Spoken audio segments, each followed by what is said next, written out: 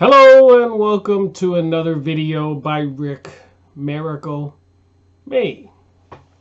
In my series, Freemasonry and Satanism. And as I say many times, Lordy, Lordy, the more that I research, the more bizarre, the more crazy, the more like the Twilight Zone it is. Sometimes things just become a little clearer. Doesn't make it any less bizarre. But I can see, and so can many other people see, that reality is not what we think it is. The powers that be, what they're telling us, is not the truth.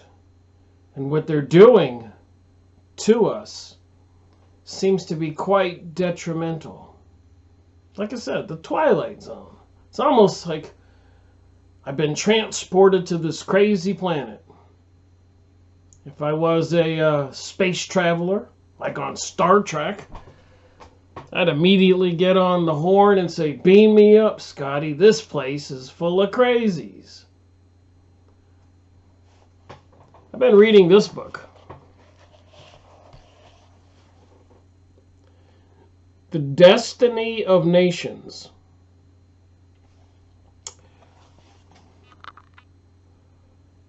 Another one here. I've got to get my camera right. Alice A. Bailey, The Destiny of Nations by Lucas Trust. You can see the back there. So Lucas means light.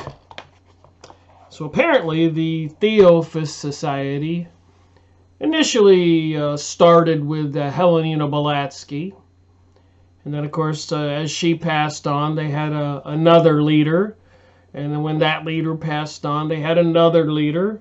So you had Annie Besant, you had Alice Bailey, you had Helena Blavatsky, and I'm sure others. But anyways, when the Theosophist Society was first created, they had a magazine called Lucifer Magazine. And the publishing company was called Lucifer Publishing Company.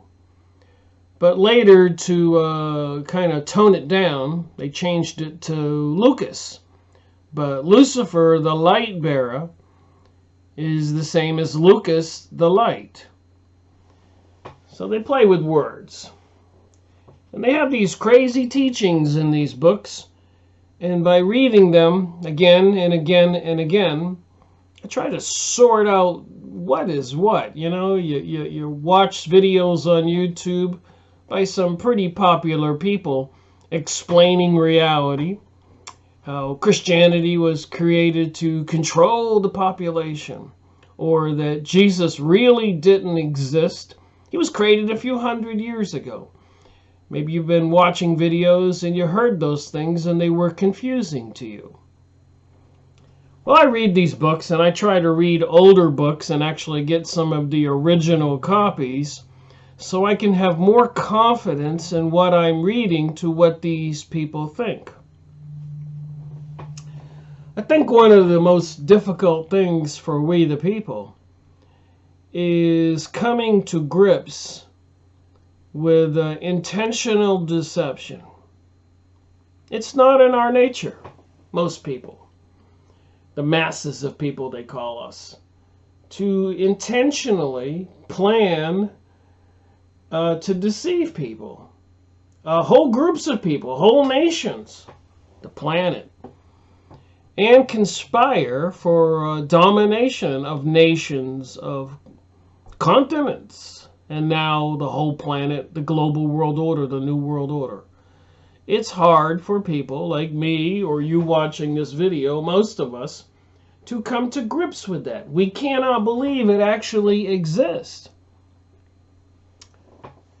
But if you do study the Bible, the Christian Bible, you're aware of good and evil, Jesus, the Savior, and Satan, the evil fallen angel, demon. There's confusion for people who say, is Lucifer and Satan the same person? Some people say Lucifer was the fallen angel, and Satan is his prince, the controller on earth. Rosicrucians say that when God put humans on earth, first he put Sataniel, who was half divine, like the God world, divine, spiritual, and half from earth, from clay. And so that this Sataniel, half divine and half human, would have a companion. He created Eve, who was from clay, and clay, who was not divine. So the divine being, Sataniel, was put here on earth, and apparently he and the human created Eve had a child, Cain. And Sataniel got bored, apparently, according to the Rosicrucians, not me. He got bored with the planet Earth, whatever, and abandoned Eve with the son Cain. So what do you call a man who abandons his wife? What do you call the child? What do you call? So God, feeling sorry for Eve, according to the Rosicrucians, created Adam, and so Eve would not be alone. And then Eve and Adam had a child named Abel. So now they had two children. Eve had two children, and Eve and Adam had one. But the two children, Cain and Abel, were together. And apparently Cain was jealous of Abel. So eventually Cain slew Abel. So Cain became the first killer of humans, murderer of humans, according to the Rosicrucians. And then because Cain slew Abel, Adam and Eve had a second son named Seth. So apparently, according to some of these religious theories or philosophy or teachings, whatever you want to call it, like I said, it can be confusing. The descendants of mankind are from either Cain or Seth, because Cain slew Abel. So the descendants of mankind are from the divine Sataniel, the one who abandoned his wife, the first murderer, or they're descendants of Seth, Adam and Eve. And according to the Rosicrucians, people on earth are descendants from one or the other. So are there people here on earth that have some of that divine DNA in them and belief in them, in Sataniel? And Sataniel later became known as Satan, by the way. Interesting. All these different philosophies and secret societies and the books I've been going over, Albert Pike, Morals and Dogma, the Theophist Society, Destiny of Nations. And all I can tell you is the only way that I can see that anybody could make sense of this stuff is to just sit down and read it. But you have to read it for a long time. So I've been reading this book, and at some point I say, well, that's enough. Read half the book. I think I need to talk about what I've been reading. And so you got to start somewhere. So I'll start right here on page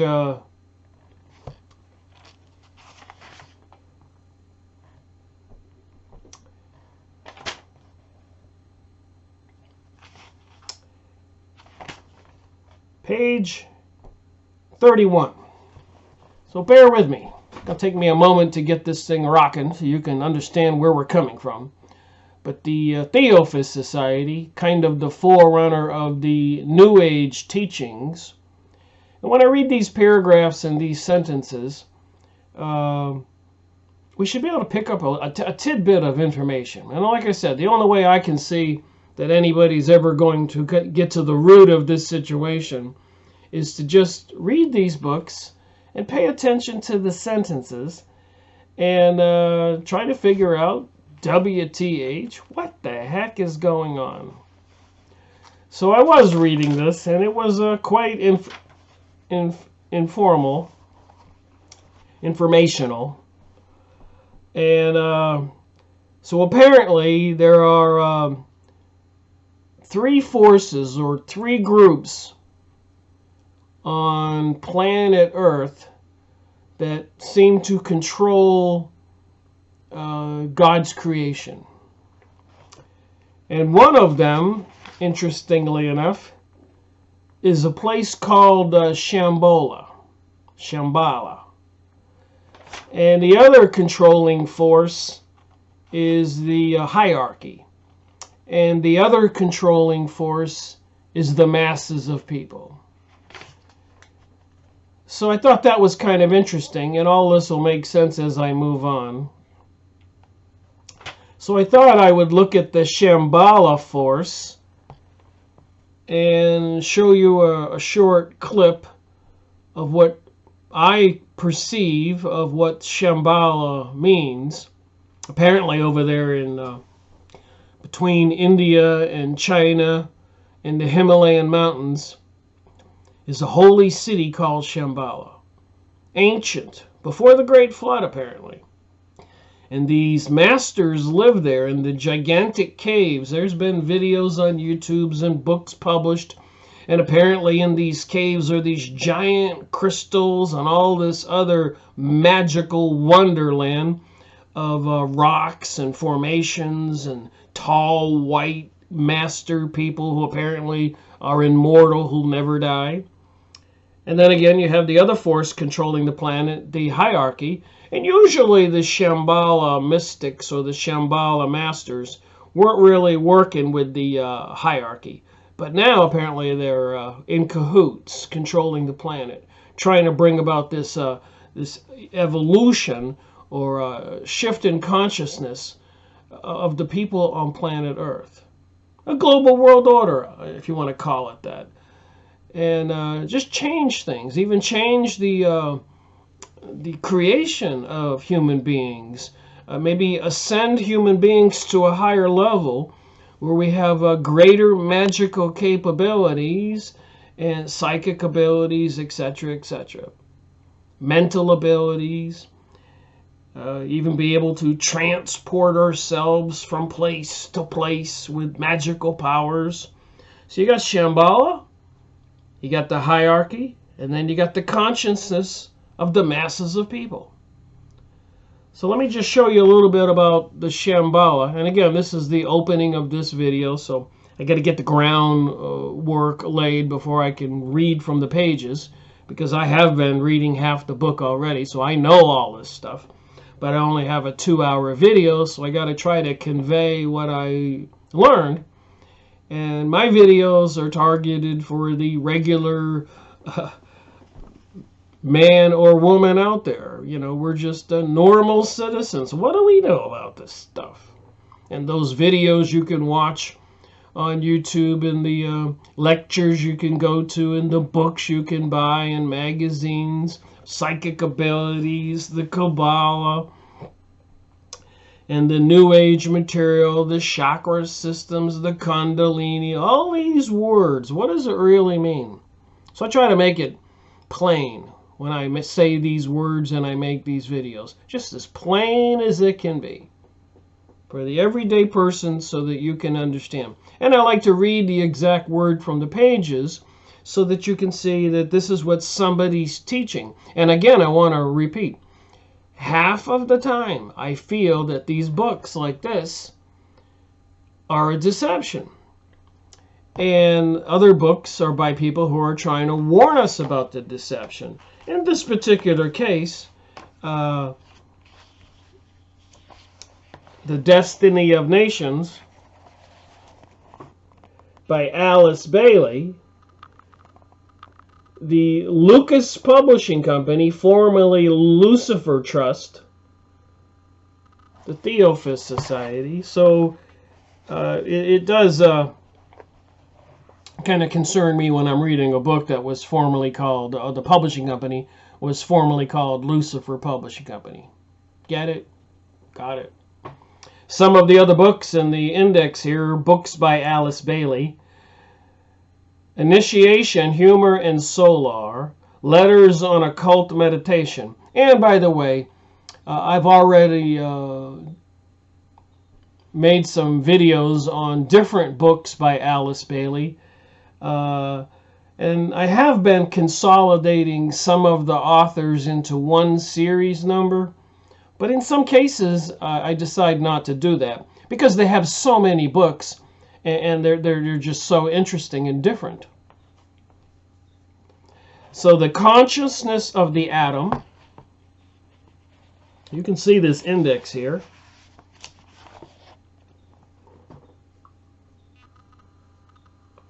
So I don't have to read it all. You can pause it. Esoteric psychology, the externalization of the hierarchy, education in the New Age, telepathy, the etheric vehicle, glamour, a world problem, the destiny of nations, that would be this book. Lucifer Publishing Company, then changed to Lucas. So let me go get that clip about Shambhala. See what you think. So here we go. The holy city of Shambhala. Take a little ride on the fantasy train. Over there in the mountains, the Himalayan mountains, the legend of Shambhala, antediluvian city of immortal sages. The antediluvian would mean the before the Great Flood. Shambhala. Look at these giant columns. It's a kind of a mystical type of thing. Shambhala, over there in the Himalayan mountains, mentioned in the Theosophist Society teachings, controllers of planet Earth, controllers of mankind's destiny. And I guess that would mean controllers of mankind's past and present and future. Shambhala. I could try to explain it, but I think pictures say 1,000 words. Here it has on here The Secret Doctrine, Helenina Blavatsky's books, Theosophist Society, formerly of the Lucifer Publishing, Lucifer Magazine. Looks like a 6-pointed star on one of these columns that's upside down. That would indicate to me the synagogue of Satan, witchcraft. So I guess it would be kind of an amazing thing to go over to the mountains of China and India, Tibet, the Himalayan mountains. This is kind of a crazy looking picture. These nasty little monsters, and it looks like something like Jesus up on a pedestal trying to stay away from the monsters.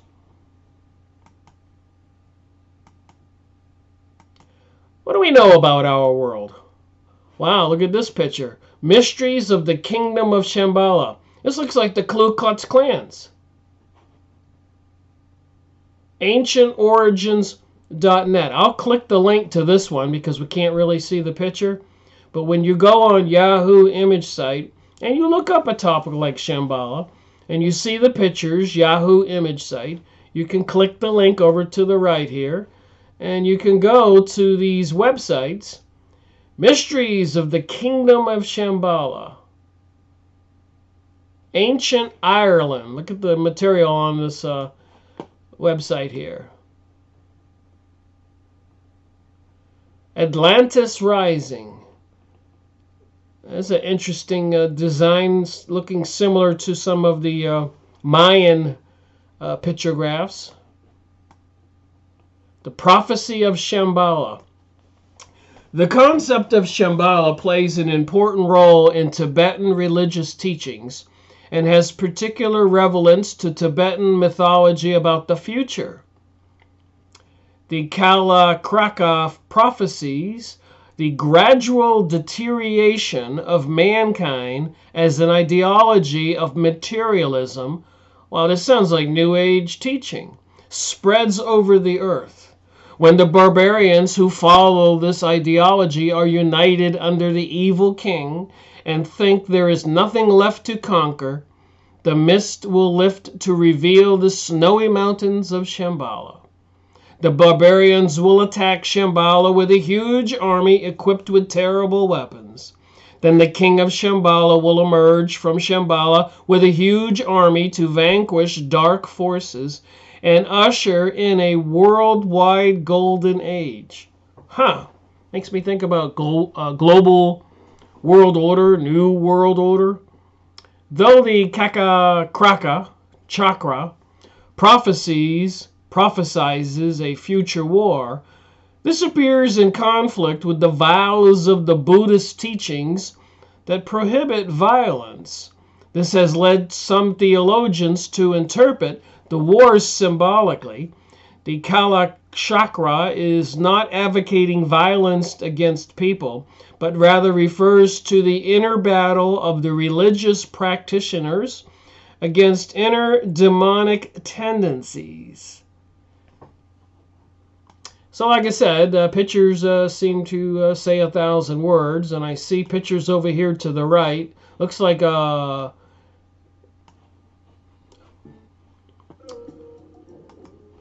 kind of a witch's table here in symbols. Himalayan mountains. Okay, let me go back to my picture site with these people that look like the KKK.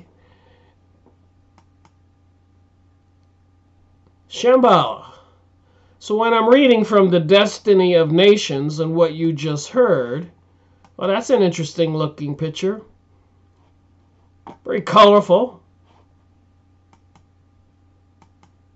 China. Shambhala. Is there something we don't know that we ought to know? The Islamic Empire. And we have the war in the Middle East right now. Syria.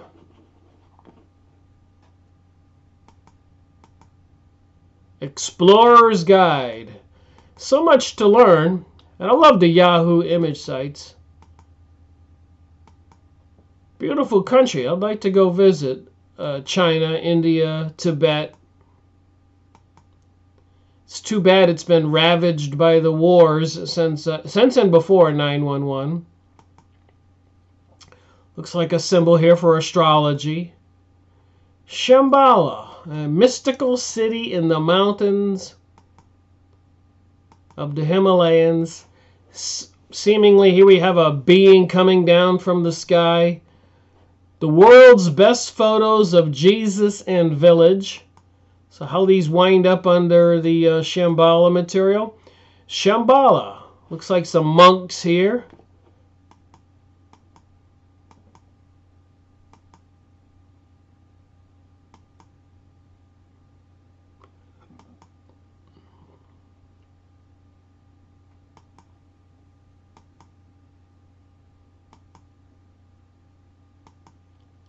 So anyways, with some patience and some time, I continue to do my research. Looks like a crystal here. A lot of New Age symbolism. So Shambhala, you know where it is, you know what it is, you know where you can find more information. Like I said earlier, I've done book reviews on Alice Bailey's books early on in the series. And then later on in the middle of this series. So this is book review 256. And again, some of the times I take all the books by the same author and try to make one series. But when you have such a diversity of topics, and also in relation to the time frame when I'm doing the video and reading the book, knowing what I know now versus what I knew then, there's an evolution in that. So it's just a decision I have to make. For example, the Encyclopedia Judaica, 16 books. You know, I would just get complicated if I had to try to have all that in one series. There's so much material in those encyclopedias published in Israel, in English, for the first time, 1973. Could anyone obtain all that information? And a lot of the stuff that I talk about is in these books from the Theophist societies. So I was talking about one group apparently who has some kind of control of what goes on planet Earth. The other one is called the hierarchy. So, you know, I have to think this through, and I go, well, who are the hierarchy? And I'm thinking about when I'm reading the book about the initiation and all the other words, key words. It kind of picks it up for me to say, well, the hierarchy is all these secret societies. Rosicrucians, Illuminati, Freemasons, and 1,000 other names. The Bohemian Grove, Club of Rome, Knights of Malta, Knights of Columbus, and many other names. The hierarchy, these people who are initiated into the secrets, and I guess some kind of magical practices, synagogue of Satan. And again, some of the powers that we people have, like telepathy or dowsing or shamans going into trances throughout history, thousands of years, to go on the other side of the veil to get help. Maybe there's a child that's sick or there's a tribal problem. Shamans taking ayahuasca in Peru or peyote in Mexico, the Aborigines, the Asian shamans, and then in the Russian steppes in Europe, and the Druids. And so there's been this kind of shamanic magical capabilities, the kahunas in Hawaii. I've made book reviews on all these topics. So what is this magic, and what is crazy about it? What is this magic that they don't want us to know about, where these people who join the secret societies have to take an oath and swear under threat of death not to divulge these secrets and goings on. Even with the Freemasons, I've made plenty of videos on the Freemasonic books, Morals and Dogma, and other books. So everybody knows they have to swear under threat of death, having their throat cut or their stomach cut open and their guts spilled out on a beach or something. Quite horrific. The higher degrees you go, the more horrific the death is. This hierarchy. So I thought I'd go on Yahoo image site and just plug in hierarchy and see what kind of pictures I found. So again, to make it much simpler to understand who these forces might be, who have some kind of influence and controlling power of what's going on Earth today, what they have planned for the future that's in this book, and what they've done in the past, and all that stuff I've been making videos on. This is series 256, so that's 256 authors, and some of those authors have many books, so it's certainly 300 books, closing in on 700 videos on YouTube. So probably over 1,000 hours, and on my 15th year of research and 6th year of making videos. So of course I might have learned a little bit, and I'm not trying to promote myself here. I'm just saying, just watching my videos can help you gain a little bit. It's a painstaking thing to do to try to figure out reality, and you can't just sit down in a 1-hour conversation and explain it to somebody. I suppose I could do a synopsis, but people would find it absolutely unbelievable. So I have to take the slow road to China, so to say, not to put a pun on the idea that that's where Shambhala is. So look at this little clip I made about the hierarchy, the word hierarchy on Yahoo image site. Well, to get what I wanted, I had to put in hierarchy controlling Earth. So these pictures came up, and again on the Yahoo image site you can experiment and try other words. But you can see here on the top they have the all-seeing eye on this pyramid. And then the world monarchs, these elites whose descendants continue to run countries. The Crown Council of 13, the Committee of 300. A lot of this secret societies, Council of Foreign Relation, trilateral commissions, the kings and queens, and the banking systems. You see it's right here.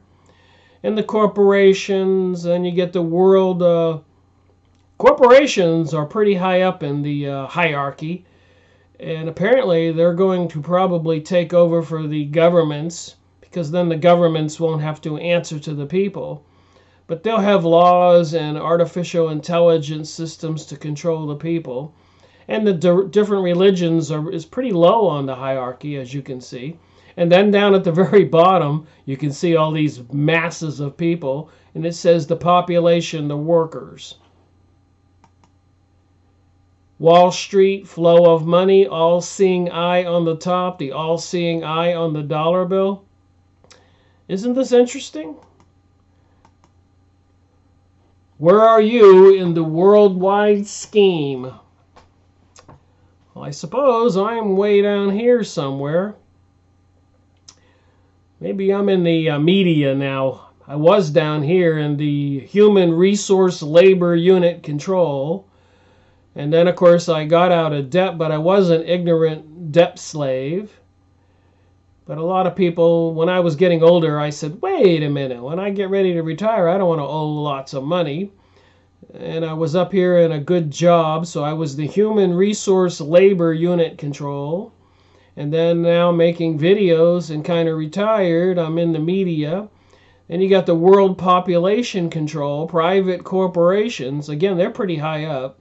World Natural Resource Control, that's over the corporations. The World Financial Control is up. Global think tanks controlling our world. The rich, powerful subfamilies, these elites who think they're gods. Subfamily elite, Committee of 300, Crown Council of 13, and the all-seeing, looks like a lizard eye, the hierarchy. Here you got a picture of Rothschilds, Rockefeller, secret societies, Vatican, Hollywood and the music industry, the police, FBI, IRS, and here you and I are down here with all this hierarchy running the show. It looks like at the top of this pyramid, you have got Satan and fallen angels. Wow, a picture can tell us 1,000 words. Here it's in plain English who's at the top of this hierarchy. The basic Illuminati pyramid structure.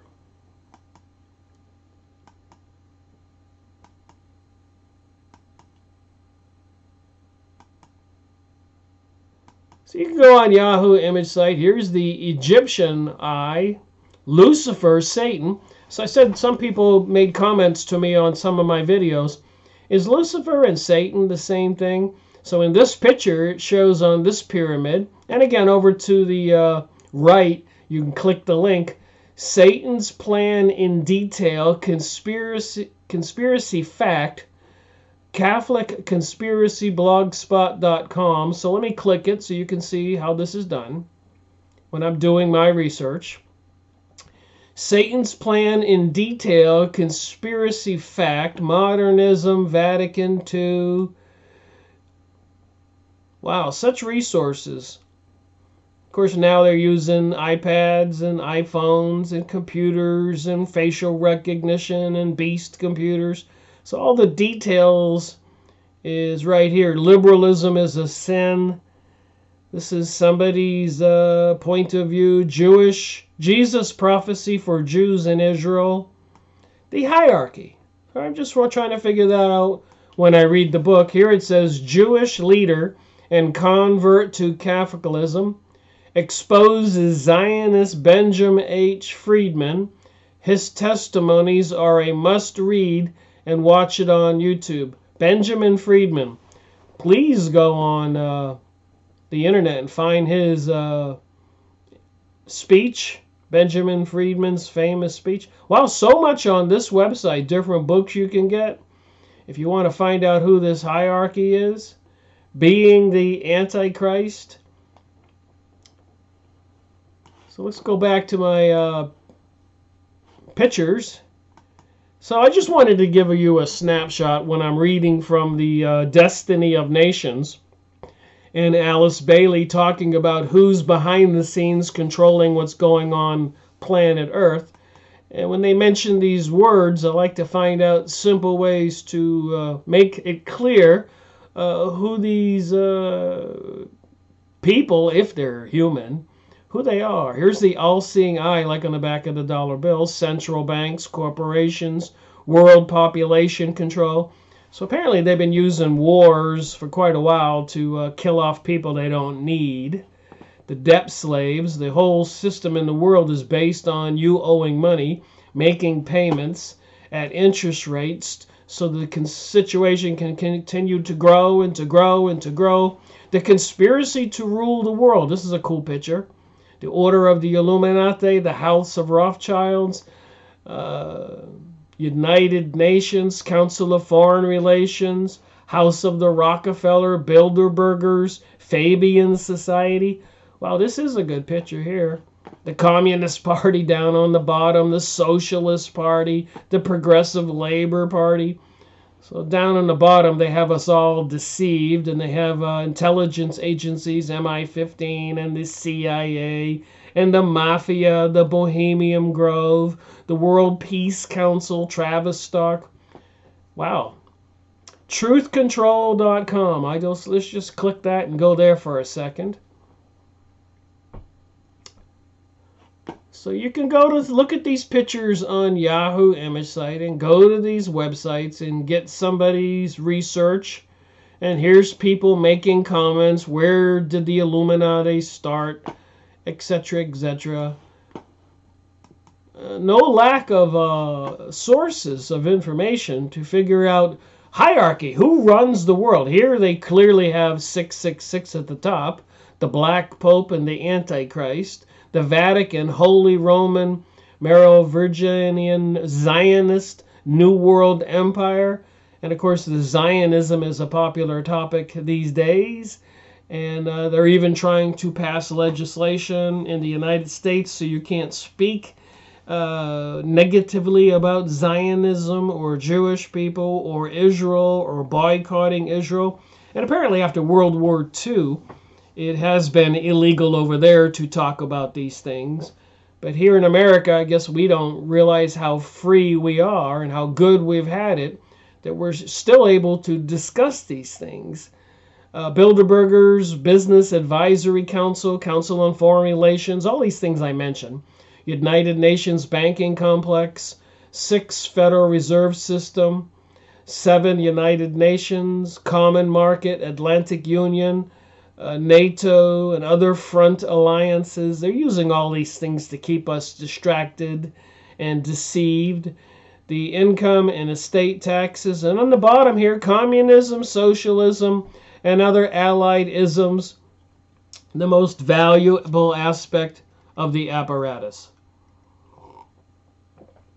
Interesting over here on the very bottom of this picture. 99% of humanity as slave labor force. So if you're not up in this hierarchy, you know where you are.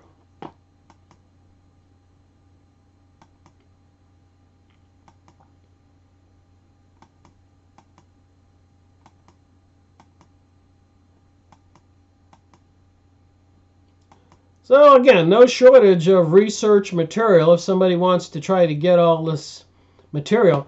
Wow, this is an interesting little chart. Education, public school, Common Core, school testing, false and hidden history, archaeology, science, sports, divide and conquer, brain drain, mind control, vaccination, television, matrix, video games, voice of God technology, so you think you're hearing from God, slaves, programming, white magic, anti-disclosure, social engineering, fluoridation, dumbing us down, higher education, Montauk, MyLab, GMO, lies, religion, transhumanism, distraction. That was under education. Under health here, we'll start at the bottom. cell phone towers, cell phone radiation, institutional child abuse, satanic rituals, cancer, uninformed consent, autism, bipolar, DNA manipulation, cloning, death, dying, hijack, weather manipulations, CERN, Monsanto, music frequencies, dirty electricity, the hierarchy, in control of the planet with all these tools. So no lack of pictures. Websites you can click and go to and figure this out for yourself.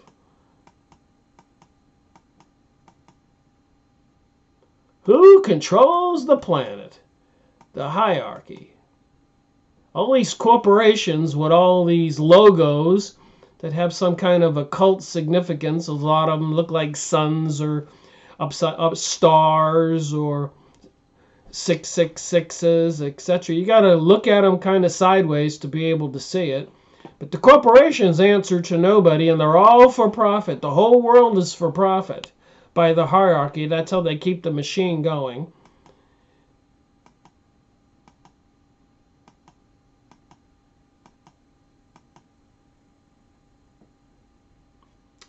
They're trying to break up Syria right now. It's under attack. Apparently, according to prophecy, when Damascus falls, Armageddon begins. So I might pay attention to what's going on in the world. Anticipating emerging infectious disease epidemics. So there you have it. Hierarchy. So what do we have? Some mysterious city, Shambhala, in the mountains of the Himalayas. A separate kind of controlling group. Apparently, maybe even immortal beings or people who live a long time. If you go look up Shambhala and you check into it, apparently they're real tall beings and kind of thin and other kinds of strange beings and stories about this over there in the Himalayas. And you know, I guess it does kind of make sense when you think about the Hindu religion of India and the Buddhist religion of China. I mean, how much do we all know about those religions? And you see that even in the Middle East, it is called the East.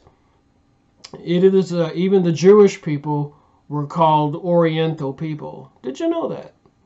But apparently, the kingdom of Khazaria, off to the north, up there by Russia and Germany and Poland, etc., 1,000 years ago, the whole country, the Khazars, the Khazarians, converted to Judaism. And so what does it mean to convert to Judaism? I suppose one thing it would mean it's being Judaism isn't a DNA thing, a kind of a race thing. It's some kind of religious thing, some kind of teaching thing. And apparently they wanted to keep it secret throughout history. And they only transmitted their teachings orally. They would not allow it to be written down.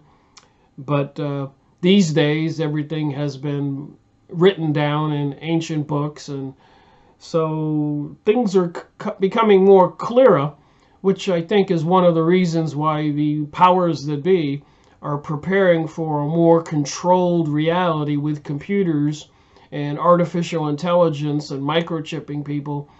They can't keep the population in the dark forever.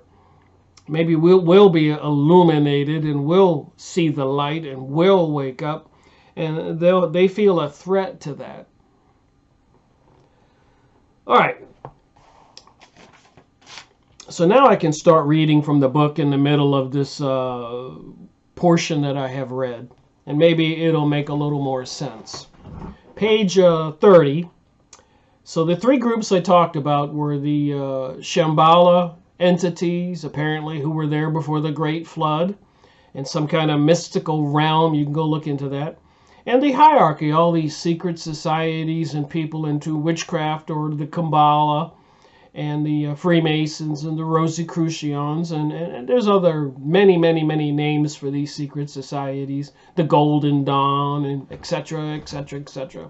I've been making videos on these topics for the past 6 years, and studying, trying to figure out WTH since 2005 when I woke up. I said, something's not right. What the heck is going on? And I made it my life's business to try to do some research, realizing I wouldn't write a book or do anything serious for 10 years. I made that kind of commitment to myself. I just collected books and read books and magazines. I did read a lot of press releases, even in the Jerusalem Post, the Israelis' English edition major newspaper.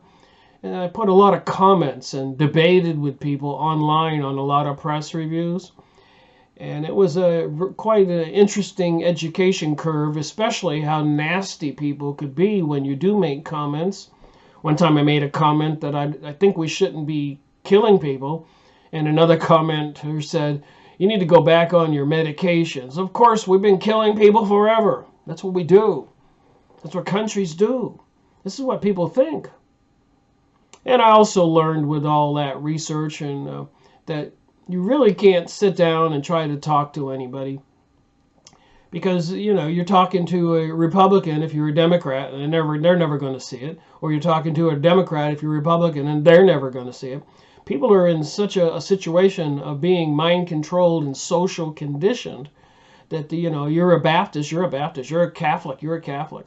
You're a Muslim, you're a Muslim. And people don't want to see somewhere in the middle that we're all God's creatures. We're all human beings in these biological bodies, and we're actually spiritual beings. According to my understanding, after all this research, I grew up Catholic and even went to Baptist church with my grandmother, and I never questioned God or creation, and I believed that people should treat each other fairly and not kill people. And but then I'm learning in the last 15 years that there's so much evil influences and control going on that they're keeping the 99%, the masses of people, completely in the dark.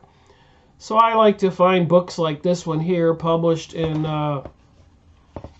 see if I can find a date on this book. Somebody gave this book to somebody in 1968. The Destiny of Nations. And this was 1949, the first printing. And the second printing was 1960. The Lucas Trust, formerly known as the Lucifer Trust.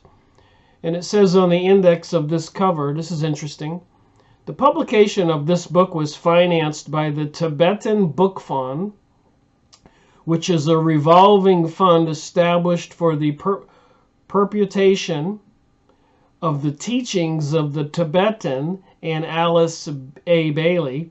The fund is controlled by the Lucas Trust, a tax-exempt religious education corporation. All monies provided by the Tibetan Book Club Fund for the production of this book are returned to the fund as the book sells, and thus ensuring new editions as needed. So you can go on used book sites on the internet and try to find Alice Bailey's books. And usually you can find a couple, like on abebooks.com or Cheap Books or Alibis or other ones. You can find them for $5 or $10.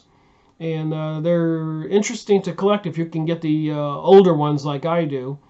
I don't like the new ones that are manufactured when you purchase them. I just don't trust that the material in them is going to be the same. Somebody may take out some material. But anyways, on the inside cover of this book is The Great Invocation.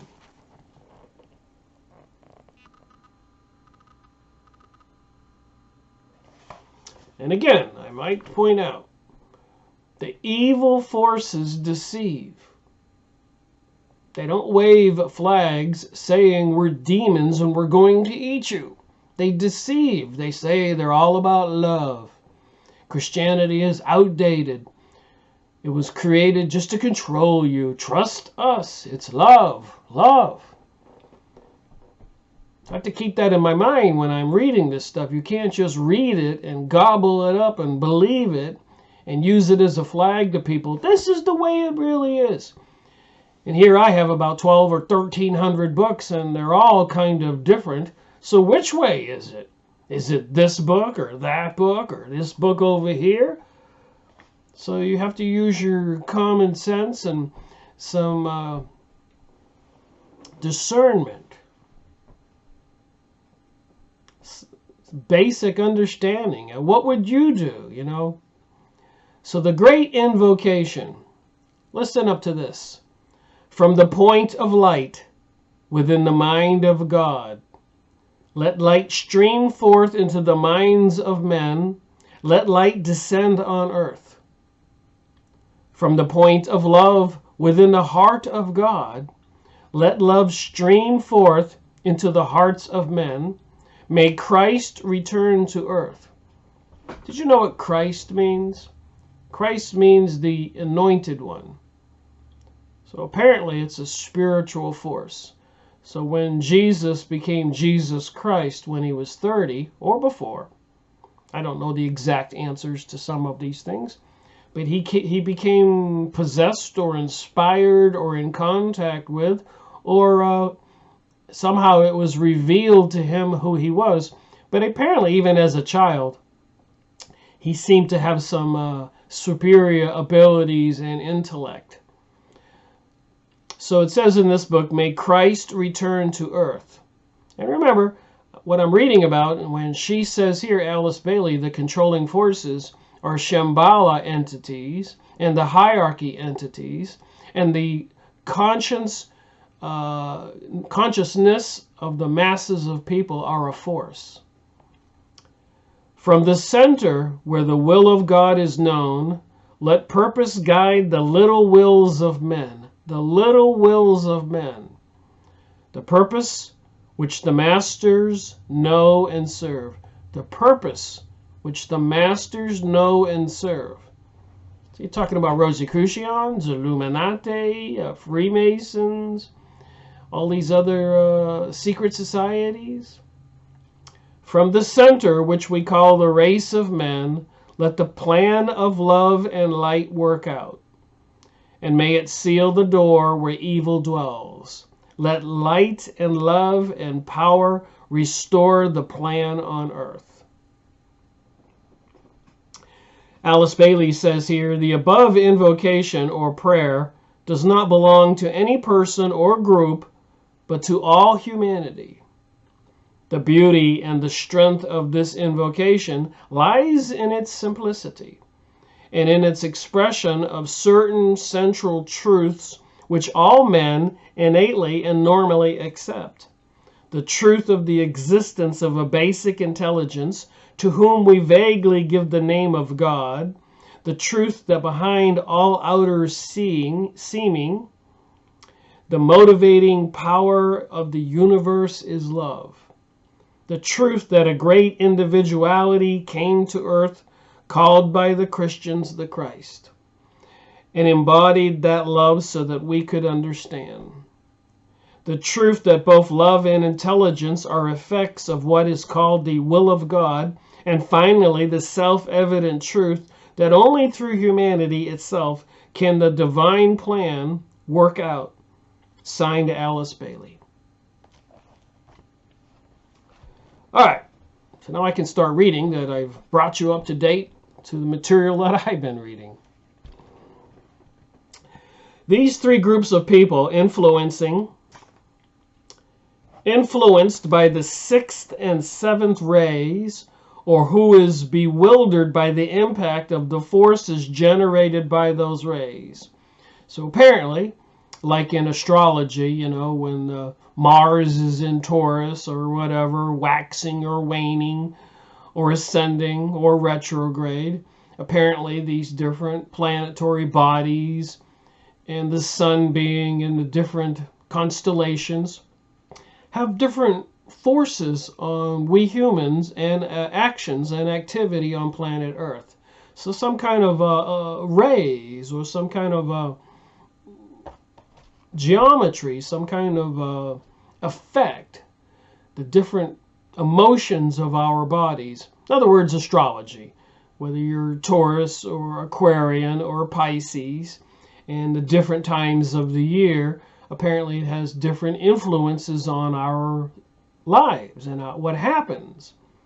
So those are some kind of rays, would you think? I'm just trying to help understand what these rays are. And behind the all-seeing eye on the dollar bill, we always see those rays. In a lot of corporate logos, we see those rays.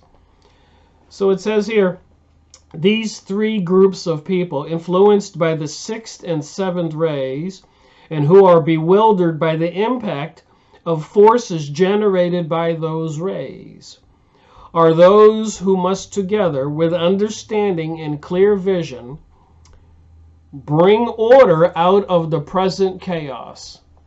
1949, Alice Bailey, The Destiny of Nations, and this is 2019, and we can say that we have present chaos.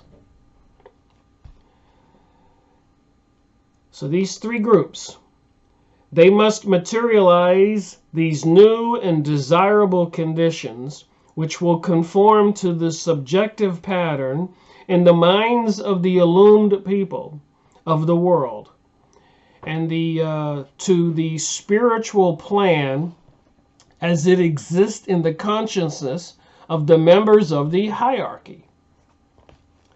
The New Age, with its peculiar civilization and culture, will be brought into manifestation through the collaboration of the well-intentioned many and responsive increasingly to the good of the whole and not of the individual. So that's one of the things they teach. It's not about focusing on the individual, you or I, but focusing on the group. And I think that's what the global warming or climate change thing or sustainability or natural resources and all that social conditioning is all about. They want to try to bring everybody into a global world order, i.e. also called communism. And I believe the communists were created by the Kabbalists, also known as sorcerers or witchcraft. Just saying, that's what it is.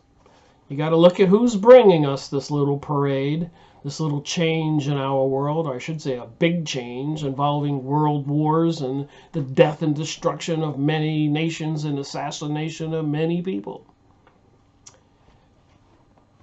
Coming from these secret societies, these hierarchy.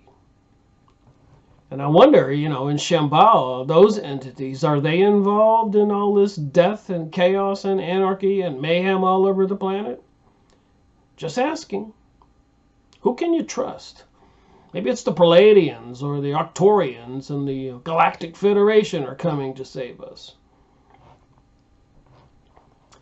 It is a complex reality. What to believe? What to not believe? So I do these book reviews, one conversation at a time, trying to keep it clear, simple. All right, back to the book. They are the idealistic but practical thinkers. All these New Age people, huh? She wrote this in 1949. This is 2019. We've all seen what's been going on planet Earth.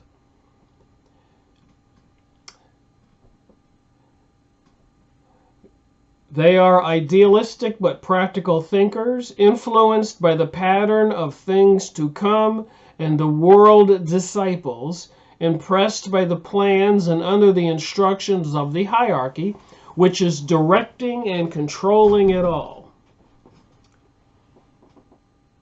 So now you know why I had to go back and look up hierarchy, and it does mention Shambhala here. And, we would just be like over our head saying, well, who are these people? It is with these three groups of people and with the work upon which they are engaged that any provision I may evidence will consistently deal. All changes in connection with the human family, the fourth kingdom in nature, are always dependent upon three factors.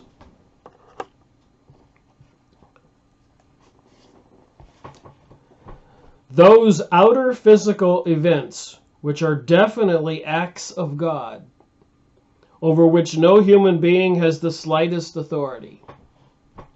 Number 2, the activity of human beings themselves, working on all the different rays, but in any given time and in any particular period, conditioned by, so you get these external forces, these rays from the realm of God maybe. So the activity of human beings themselves working on all of the different rays. That's number 2. And number 2 is broken up into different parts. A, the preponderance of egos is to be found on any particular ray, some kind of ray of energy coming from this spiritual realm. There are a very large number of second ray egos in incarnation today. So beings who are being born, incarnating today, a large number of second ray egos. So I guess we're all different levels of power or growth in the scheme of things. Like some people can be incarnated 5 times, be an old soul 10 times, or a new soul 1 time. So apparently these are second-ray egos, incarnation today, and their work and their lives will facilitate the great approach, the coming great approach.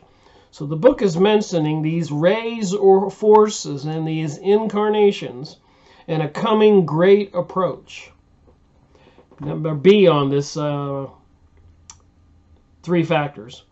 The nature and the quality of a predominating personality rays of the majority. The majority of people. At this time, there are a vast number of souls in incarnation whose personality rays are either the 6th or the 3rd. So I'm just wondering, is that a higher level evolved being incarnating on planet Earth? They condition the coming civilization outstandingly, including all education and financial enterprises. I don't think those people controlling our education and financial enterprises right now are all that high level of ethical and moral souls. But maybe that's my idea of good. Maybe these people's idea of control and creating some kind of utopia, maybe these high-level souls are kind of powerful and evil. But does evil see itself as evil? I think these things when I'm reading here. Just as the influence of those who have soul contact and can express soul quality, condition, and determine the current culture. Like I said, you read these paragraphs, you pick up a little tidbit here, a little tidbit there. Helps you kind of understand what's going on. The name of the book is The Destiny of Nations. Number C, the activity of the 5th principle, that of the mind. This mind principle is particularly active today in a broad and general sense. If I might put it symbolically, the vertical activity of the mind, which has affected individuals everywhere down the ages, has always produced the mental guides and directors and the leaders of humanity. Well, again, I'm not giving them too many points for that. We've all seen all these people who are directors and leaders of humanity. Napoleon, Hitler, and so many more. Pop presidents we've had recently in the United States, and all those other people bringing us wars, and the hierarchy of the Zionist people and the banksters and the controllers of the planet. It doesn't look too impressive to me. Today, the horizontal activity of the mind, embracing huge masses of the populace and sometimes entire nations and races, can everywhere be seen, and this must lead invariably to events and effects hereto unenvisioned and impossible. It does seem like we're entering the twilight zone, or we have already entered the twilight zone. All right, number 3, back to what it said on the previous page. These 3 factors in connection with the human family, the 4th kingdom and nature, are always dependent upon 3 factors. So number 3, the influence of the outgoing and the incoming rays at any time. So when they say rays coming in, I'm thinking these incarnated beings are incoming rays in different levels. And apparently, when you leave, you die, and your spirit leaves, it's an outgoing ray, if I understand this correctly. Takes a while to think it through. The influence of the outgoing and the incoming rays at any time. You have often been told that these events, for the emergence or disappearance of a ray influence, is an event in time, are a matter of slow development, are psychic in nature, and are governed by law. The length of time in which a ray appears, manifests, and does its work, and finally disappears, is one of the secrets of initiation. Wow, that's interesting. So if rays are energy spiritual beings, the length of time in which a ray appears, manifests, does its work, and finally disappears is one of the secrets of initiation. So am I a ray that arrived, and am I doing some work, and will I disappear? Just thinking. But as time elapses and the nature of time itself is better understood, the period and the time equation of the minor rays of attribute will be established, but that time is not yet, although the intense interest taken today in the phenomenon of time indicates a growing awareness of the problem itself and of the need for understanding the relation of time both to space and to event. So time is an interesting thought. I made a lot of videos on books about time. For example, the Philadelphia experiment, putting the microwave transmitters around the United States battleship, the Eldridge. And then they turned on all those microwave transmitters. And the ship disappeared and transported itself someplace else in time. And apparently, Project Montauk, they were using electronic equipment, creating some kind of vortices, like a little tornado with electromagnetic waves. And they were creating time portals. And then you have what you call the Mandela effect, where people say things used to be this way, but things are time warping. Things are changing. Somebody went back and changed something. So what is reality? Can they change things? And is time something that only exists in this manifested physical third dimension plane? And in the other reality, is time just an endless? It's always the now.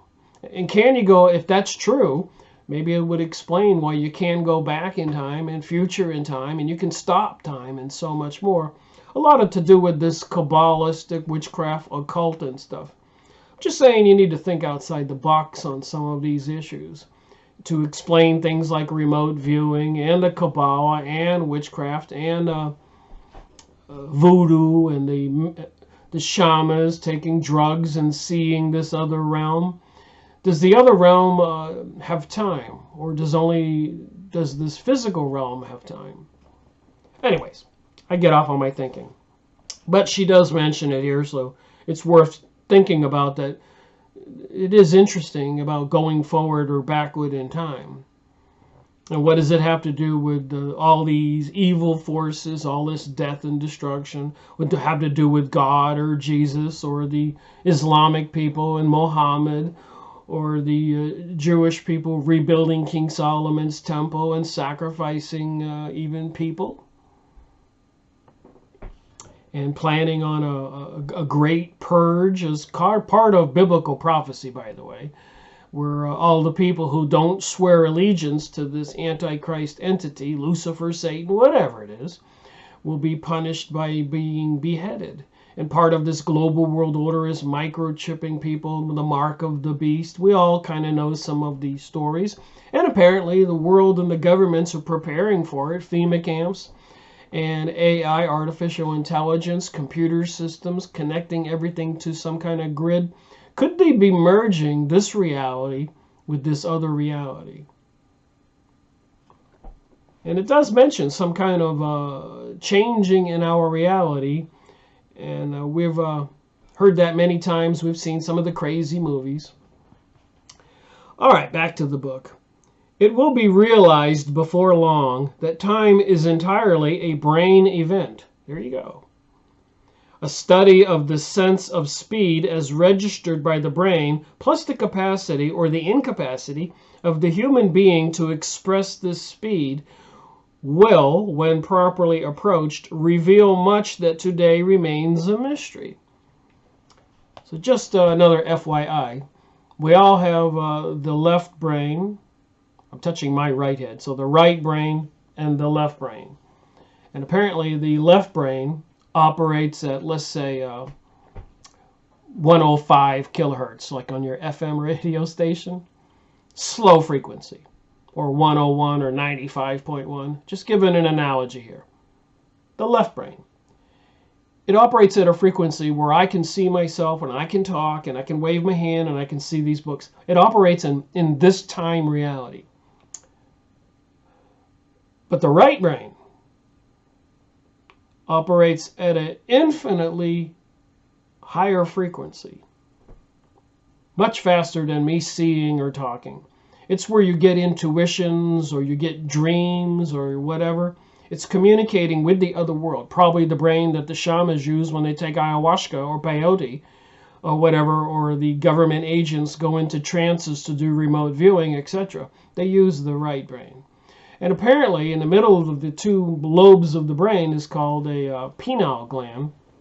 And it's a little tiny acorn-looking thing, supposed to be filled with water and little crystals. Get it? Crystals, radios, communication. But apparently the governments and the elites in charge of our planet, Rockefellers, Rothschilds, Morgans, and Schiffs, 100 years ago, the early 1900s, started putting fluoride in the water all over the United States. Very insidious plan to take over the medical institutions and the water supply companies by putting fluoride in there. And the fluoride calcifies your pineal gland. So you can't use this right superior brain. It shuts it off like turning off a TV. You're only using your left brain. And they're controlling what you think and what you know in your left brain with the TV and newspapers. And they mocked us years ago. They said pretty soon people will just be spouting out things they see on the nightly news. They will believe what they see and what they hear. And we'll make them see and believe and hear whatever we want them to. 911 was done by some Arabs with box cutters. Of course it was. And Building 7 just fell down and evaporated because, they rigged up the demolitions in less than 20 minutes. Again, left brain, right brain. You have to think. So that's interesting. She talks about that. It will be realized before long that time is entirely a brain event, and the study of the sense of speed as registered by the brain, plus the capacity or incapacity of human beings to express this speed, will, when properly approached, reveal much that today remains a mystery. At this time, the whole world is embroiled in the chaos and the turmoil incident upon the clashing of the forces of the sixth and seventh rays. Makes me wonder, these sixth and seventh rays, the clashing. Are some kind of beings from way back during Atlantean times, some kind of deities or gods or powers? Are they coming to Earth to try to recreate their ancient kingdoms? Even George Bush Sr. said in 1991 or somewhere like that, out of chaos and anarchy will come the New World Order. A world ruled by the rule of law. What kind of laws? Noahide laws? You believe Jesus was Savior and they say he's not, but you still do, so they say you're guilty of heresy and the punishment is beheading. And they'll say they pull off another false flag, a mass shooting, a bunch of mass shootings.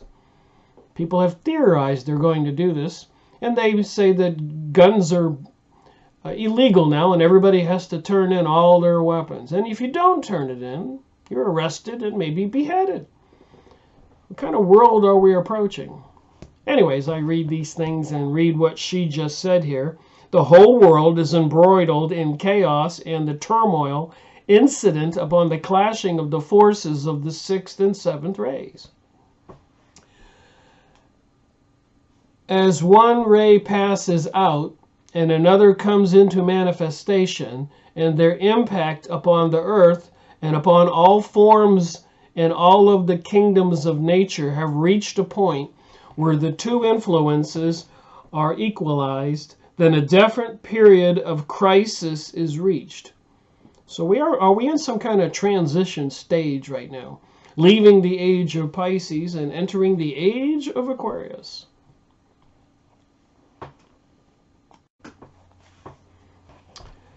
Kind of some interesting material in this book, don't you think?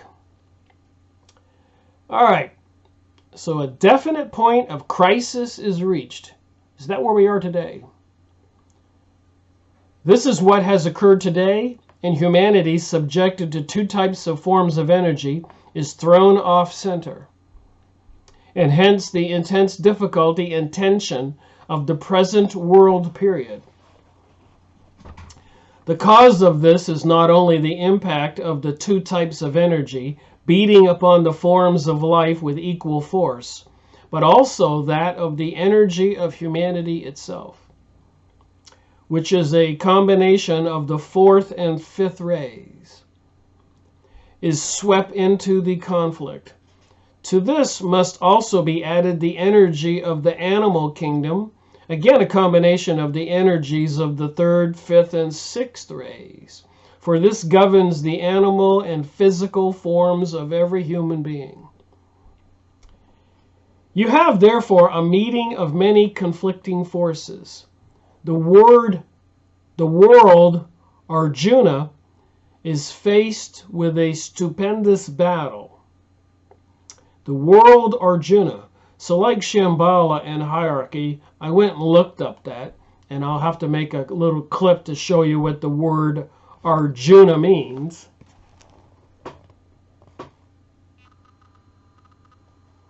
In the center of this video, Arjuna, A-R-J-U-N-A.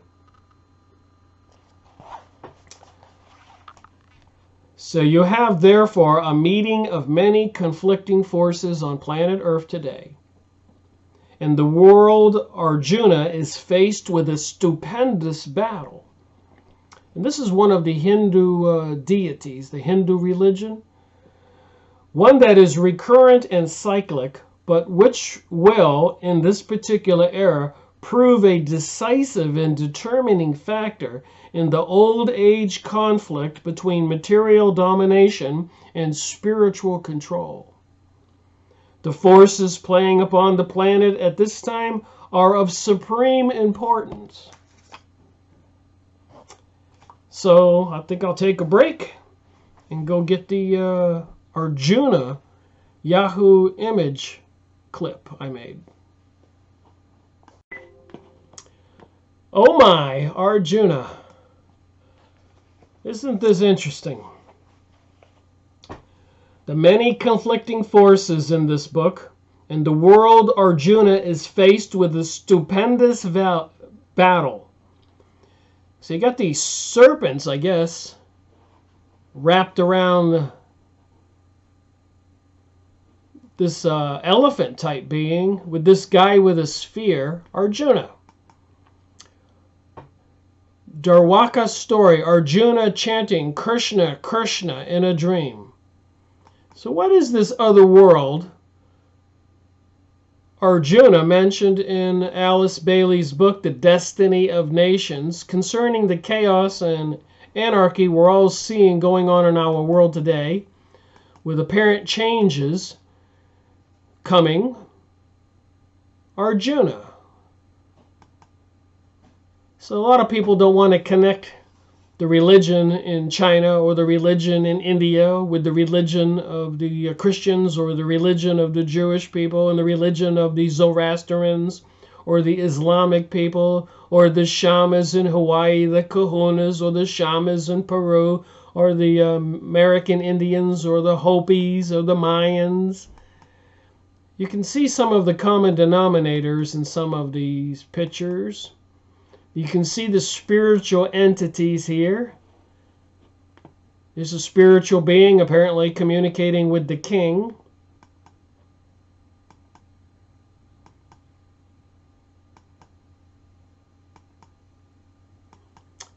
So what does this have to do with our reality? Here's these men up here, I guess, floating in the sky, and a battle going on below. Crazy pictures.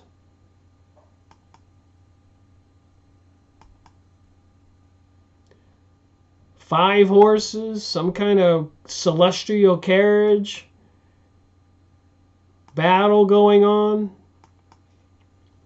A lot of people prophesizing World War III, China and Israel against America, some kind of conspiracies behind the scenes, planning things I was reading about today. Arjuna.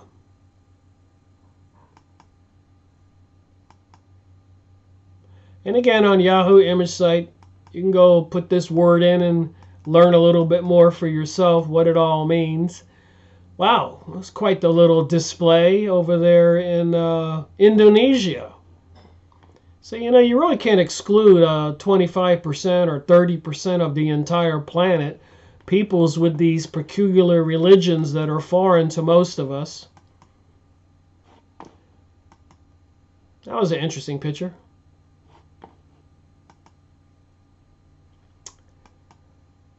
Looks a little bit supernatural to me.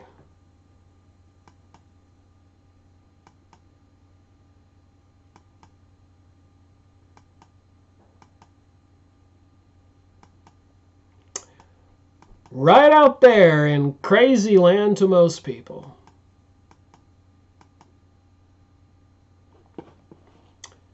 So Arjuna, I had to go look that up. Well, there you have it, The Destiny of Nations, Alice Bailey, 1949, one of the inheritors of the Theosophist Society, published by Lucas Trust, formerly Lucifer Trust. Shambhala, the hierarchy, Arjuna. Stupendous battle, one that is recurrent and cyclic, but which will in this particular era prove a decisive and determining factor in the age-old conflict between material domination and spiritual control.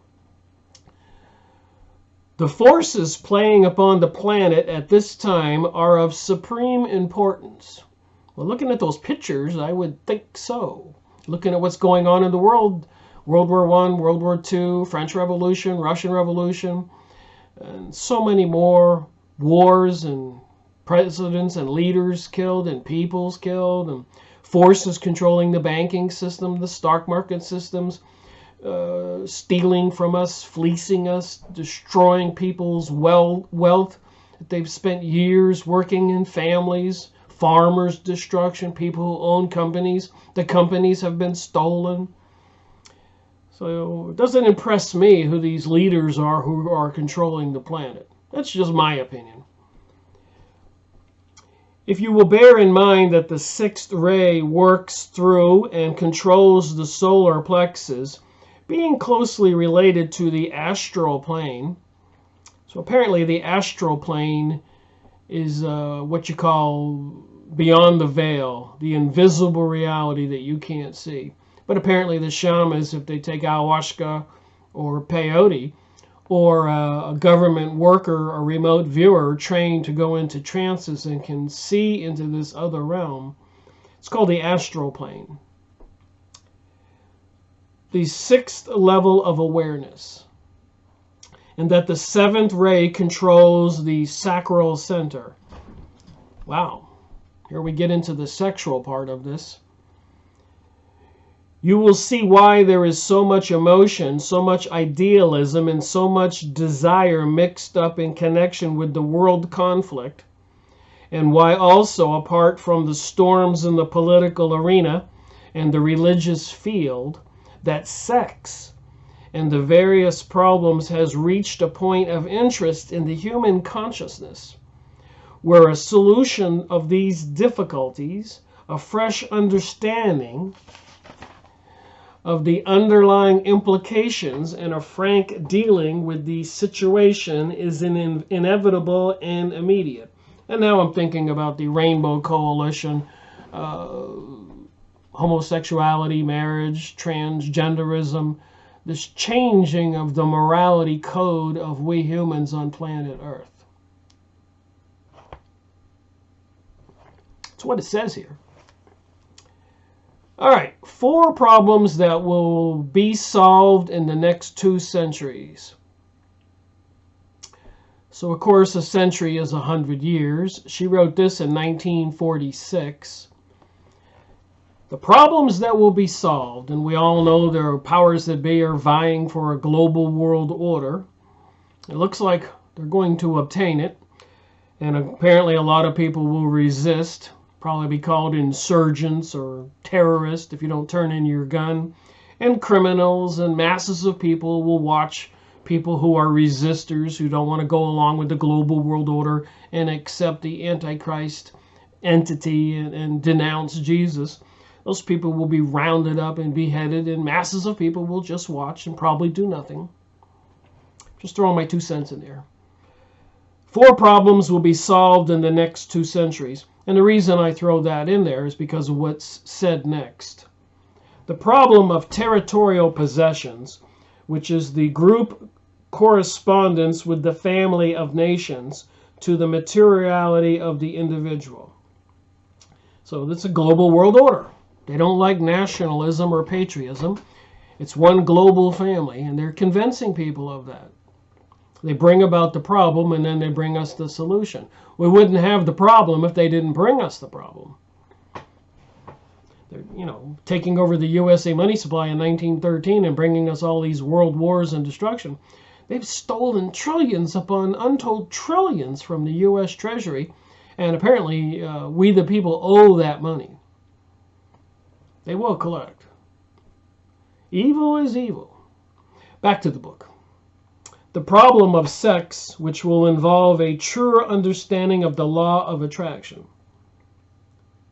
The problem of death, which is in reality a problem of relation between the subjective and the objective, between the tangible and the intangible, between life and form. This problem will be solved in the realm of psychology by scientific recognition of the truer nature of the individual or soul and of the persona. So 4 problems that will be solved. I just read the first 3. The problem of death, I guess scientifically they're going to show that we are spiritual beings and you don't really die. Remember that story in California about cloning a dog? They cloned a dog because they got some of the DNA from the dog that was dying. And guess what? The cloned dog, the new dog, did not have to be taught the tricks that they had taught the old dog. The new dog remembered the tricks. So what is there in the DNA code and this group consciousness? I believe there's something to it. So number 4, I've got to go back and read this. 4 problems that will be solved in the next 2 centuries. The problem of territorial possessions, number 1. The problem of sex, number 2. The problem of death, number 3. I did that on purpose because the problem number 4. The problem of the Jews, which is symbolically the problem of humanity as a whole. You couldn't believe this if it wasn't in there.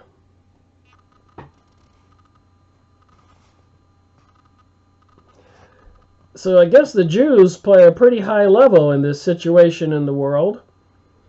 The problem of the Jews, which is symbolically the problem of humanity as a whole. It is today, for the first time, definitely a humanitarian problem, and one which is closely tied up with the 4th kingdom in nature, because that kingdom is the meeting place of the 3 divine aspects. The Jew, with his emphasis upon his position as one of the chosen people, has stood symbolically throughout the centuries as the representative.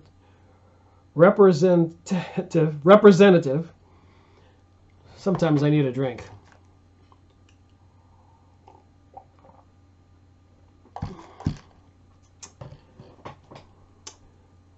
Representative of the wandering, incarnating soul, but the Jewish people have never recognized the symbolic mission with which their race was entrusted. They have taken to themselves the glory and honor of the Lord's elect. The Jew made this mistake, and as an Oriental race, that's what she says here, the Jews have failed to hold before the Orient the divine nature of mankind as a whole. So I showed you that Arjora, kind of beings in the Hindu religion. So I guess I have to study more to try to find the connections between the Hindu religion, the Buddhist religion, and the birth of Jesus, and the Shamatic tribes, religions, etc., and the Prophet Muhammad. All of these involve beings coming from behind the veil, beyond the veil, another dimension, the spiritual realm,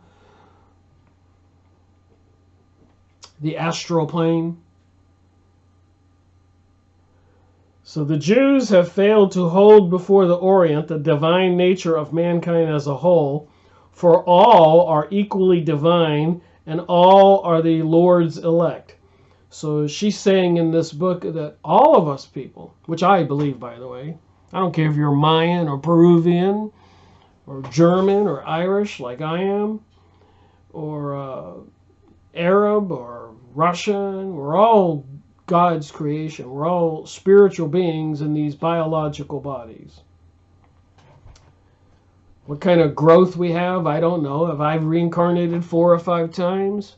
A dozen times. Is this my second reincarnation or my last one? I've looked into that and I have some thoughts about it. I believe I'm probably a middle-aged soul, 6 or 7 incarnations. I think we all have about 12 incarnations, some more, some less, depending upon the need. Just like when you go to grade school, some people have to take a 2nd or 3rd grade twice. Some people have to take a lot of grades twice, and some people get accelerated to the front of the line. They go to college sooner than others. So we are on different levels of growth. I believe that. All right, Calvin and all who followed his lead made the same mistake, and instead of holding before the people of the Occident, the Orient, the realization that those who recognize their essential divinity did so symbolically on behalf of all the developing and incarnating sons of God. And again, I'm not trying to preach this material in this book as any kind of truth or gospel. I'm reading what she's teaching. And I'm using my God-given brain to try to figure it out for myself, what parts of it might be true. Where are they trying to lead us? Realizing it is published by the Lucas Publishing Trust Company, who was formerly called Lucifer Trust. And I know Lucifer is on those hierarchy charts right next to Satan. So is this New Age part of a synagogue of Satan deception? Are they trying to prepare people for this? Kind of takes a little thought along the way when you're doing this, don't you think? They regarded themselves as the chosen people. Essentially, divinity did so symbolically on behalf of the developing, incarnating sons of God. They regarded themselves as the chosen people, and all who did not think as they did are regarded as lost. So all the people who don't think as they do are regarded as lost. And according to what I understand, they believe the rest of us, the Jews, were created to be their slaves, So even Benjamin Netanyahu, the current Prime Minister of Israel, said such same thing as that in his speech in Fink's Bar. Go look up Benjamin Netanyahu and Fink's Bar, where he says they're going to make the Americans regret not wanting to be their slaves and reduce us to a third world nation. Thank you very much, Mr. Benjamin Netanyahu, who came to speak before the United States Congress and got a plus or minus, what, a dozen standing ovations? And nobody ever gets that. That's how high on the totem pole these people are with the power and the money and control. Yes? No? Back to the book and what Alice Bailey says about the Jewish people. In 1949, Theophist Society, Lucifer Publishing Company. Got to toss that in there. Got to remember what you're reading. You don't want to get sucked into something that's misleading and deceiving. When the Jew and the narrow-minded religious devotees recognize their identity with all the other people and express this identity through right relationships, we shall see a very different world. And I've always said in the past, it does seem that the Jewish people are seriously intelligent people with a lot of capabilities. Can you imagine if they did use those capabilities for the good of the planet and the peoples? We'd be in a different world today.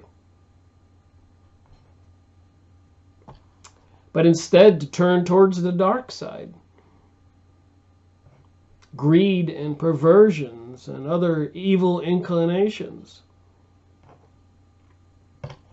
The world problem is essentially a religious problem, and behind all strife in every department of world thought today is to be found in the religious element. And again, remember who's writing this book and teaching, where it came from. And the New Age and all those other people trying to teach New Age material today say that the religions are all the problem. But who said in the 1920s that they were going to infiltrate all of the religions and discredit them and destroy them from within? That would be the communists. Who were the communists? That would be the Bolshevik Jewish people. Who were they? They are in cahoots with the Zionist Jewish people trying to bring about a biblical prophecy. Controlling the world, thinking of themselves as utopians, aristocrats of the planet, and the rest of us should be their slaves. When the nature of the present struggle is better understood and its subjective causes are considered instead of the superficial objective reasons, then real progress will be made in the process of releasing humanity from the thraldom, that would be the control, and the narrowness of the present civilization, and from the influences of the forces and energies which are responsible for the situation. So they're trying to convince everybody that this global world order is a good thing. And I forget who said it, but they said they'll get the global world order one way or the other, by deceiving and controlling the people or by death and war. But they will get their global world order. What does that tell you? And I believe several people have said that. All right. So the influence of the forces and energies which are responsible for the situation. These will be understood correctly, handled, and rightly directed towards constructive and desirable ends. So all that is happening on the planet, all these wars, 9/11, everything else, the sky spraying, weather control, weather chaos, climate change, and disappearing bees, bugs, worms, and deer that appear to be mentally ill that just stand there in the forest. That's how many toxins are being dumped into the air, into the water supply. In the realm of this conflict, the great and fundamental law that energy follows thought. Energy follows thought. We create our reality. We bring about what we think about. I've heard that from many of these teachers on the internet and in books. Esther Hicks. You bring about what you think about. All these channelers. Who are they working for? Jesus? God? Or Lucifer? Satan? Is that a fair question? Shouldn't we ask ourselves that question? Why are they teaching us this? And how many people are buying whatever they're taught? They've had several generations of young people to mind control and program. Discernment, common sense, thinking. We are spiritual beings after all. We leave this planet. Where are we going when we leave?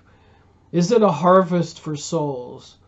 Is there some force out there that wants your soul? Is there an underground, underworld, hell, Hades? Do they want you? Join us. Or is the God world, Jesus, etc., trying to save people from that world, saying, hey, don't listen to them? Just thinking out loud here. In the realm of this conflict, and the great and fundamental law that energy follows thought, always holds good, and one of the conditions which is inducing the present stress and strain is due to the fact that so many millions of people are beginning to think. So great changes are coming because many people are beginning to think. They're reading books like this. Maybe they're just believing what's in this book. Maybe they don't care that Lucifer Publishing Company wrote this book. And so many others. And on the internet, thejoyofsatan.com. I had one person comment in one of my videos that go look at that Satan's really the good guy. That God and Jesus are actually the bad guys. Makes me wonder, how much trouble are we in? This means that the ancient simplicity which has held up good up to 500 years ago, the ancient simplicity which has held up for 500 years is no longer controlling, and the situation is much more complex. I would say the world is in a very complex situation today. A lot of people don't know what to think. Kind of confusing, and I think it's intended to be that way. In ancient days, the forces were largely controlled by the lords of materiality, those whom the ignorant and the prejudiced exorcist call the black forces. I'm going to read that again. In ancient days, the forces were largely controlled by the lords of materiality, material. Those whom the ignorant, we ignorant masses, and the prejudiced esotericist, people who don't like the occult or witchcraft, call black forces. The forces of spirituality plus the thought of a handful of advanced men in the different natures were not so potent as they are today. So apparently some kind of incarnated men are here now, ready to take over. I guess you could call that the Antichrist and his gang. The situation was relatively simple. It was part of the evolutionary plan that matter and substance should temporarily control, and that spirit should learn to mount on the shoulders of matter, as the ancient wisdom puts it. Now, however, owing to the widespread education of the masses, they've had control of the system here in the United States since World War I, quite clearly with the communists and the Zionists and the banking system, to educate and re-educate us, bringing us the hippie age and LSD and drugs and music, even with the occultic, satanic symbols. In Europe, they called it festivals. So they've been busy. This is 1946. Alice Bailey, an inheritor of the Theosophist Society after Helena Blavatsky. I don't know where Annie Besant comes in. Maybe Alice Bailey's after Annie Besant. I'll have to look into that. Now, however, owing to the widespread education of the masses and the many means of worldwide propaganda, that's what it says in this book. At least anybody say that I'm making this stuff up. Now, however, owing to the widespread education of the masses and the many means of worldwide propaganda, we all know they own the newspapers, the Hollywood, the TV programming, and so much more, the school system, the medical system. These masses, we people, these masses are themselves either thinking independently or are thinking as directed by the powerful minds everywhere to be found and which are seeking to control world events. So when you get a phone call and they say, let's say you're a woman, we're having a parade, a women's march. There's people controlling these things. You get a phone call, we're having a gay pride parade. Get a phone call, we're having a white pride parade, a white rights matter, black rights matter, black lives matter. You get the idea. These things are orchestrated, controlled, part of this propaganda mentioned in this book to change the way we think. The masses of people, the population, the consciousness of everybody. It's a spiritual battle you can see here. And I'm not trying to be a religious preacher or teacher. I'm reading this book, another book out of the many books I've gone over. It says the word worldwide propaganda. How else are you going to interpret that? 911, the Arabs did it with some box cutters. Building 7 doesn't matter. Don't look at it. They're not dumping stuff in the sky. I don't care what you can take a picture of or video, or if you see it. It just doesn't exist.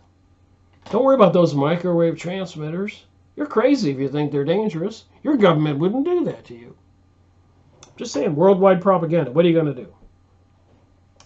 These masses are themselves either thinking independently or are thinking as directed by the powerful minds everywhere to be found and which are seeking to control world events. Hence the increasing difficulty of the problem, and one that is equally difficult for the lords of the left-hand way as it is for the Great White Lodge. This is a point which you should consider and discover the implications. The lords of the left-hand way. I believe these are some kind of satanic secret societies. The lords of the left-hand way.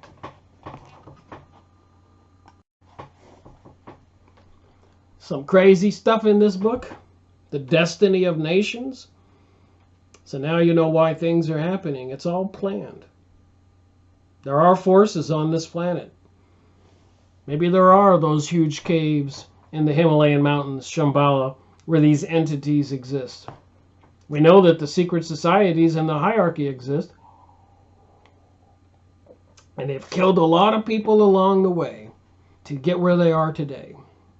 I don't believe they're going to stop. But remember, we're spiritual beings. So we really don't have a whole lot to fear. But only we can give our souls away to the dark forces. Remember that when you decide which way you're going. Standing there in the crowd cheering as they're beheading Christians or other people who don't want to surrender their guns, etc., etc. How crazy will it get? How crazy has it been in the past? How crazy is it right now? Look what's going on in Syria and the craziness in Venezuela, a country with a good portion of the world's oil, huge gold reserves. Why are the people starving? Because the hierarchy wants it that way. They don't control it. They're demonizing Iran and even attacking more of the Palestinian people, killing them, bombing the buildings. Why do they want it that way? Because the hierarchy wants it that way. And again, I'll be interested to try to find out what part the Shambhala entities, these beings. You could almost call them aliens. They look kind of different. They're taller than humans if you look up some of the pictures and stories. And apparently they have had advanced technologies. So you just wonder, have they brought those technologies to planet Earth today? Because remember, the growth curve in the last 100 years has just shot way up, starting with Nikola Tesla and others before him. And they said that they were getting this information from some other means. Telepathy, dreams, visions. Why did somebody feed all these technologies to we the people at this time? And apparently they're being used to basically put us all in a cage under surveillance 24/7, nowhere to run, nowhere to hide. They had to do that. And probably the only reason the human race didn't have those technologies, because apparently whether it's these people from Shambhala or the hierarchy, whatever, they didn't want people to have those technologies. Wanted to keep them in the dark. It's like the destruction of the Library of Alexandria. The armies that conquered the Asia, Genghis Khan, coming down from Mongolia. And he said that he did it because he was punishing all the people for God. And he ravaged, destroyed those areas mercilessly, viciously. And that was to put the fear into the people so that nobody would resist.